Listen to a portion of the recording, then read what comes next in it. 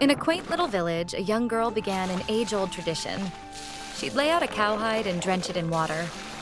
After a while, she'd spread a layer of lime over the wet hide. Once the lime had softened, she'd smooth it out evenly. The hide was left overnight.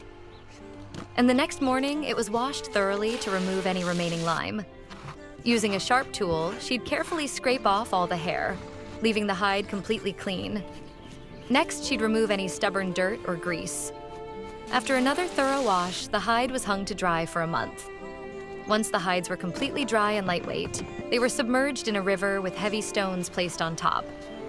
After 3 days, she'd retrieve them. Meanwhile, she'd gathered long, straight pieces of wood and marked them to create curved shapes.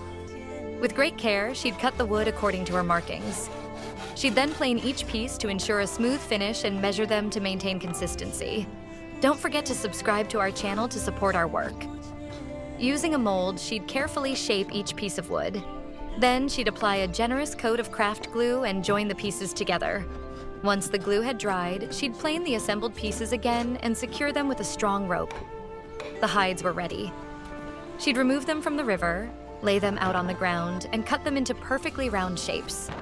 Using a sharp tool, she'd punch holes around the edges, which would later be used to tighten the hide. She'd then stretch the hide taut and secure it. Near the border, she'd hammer in a large number of thumbtacks. Next, she'd insert springs and repeat the entire process on the other side. Any excess hide was trimmed off.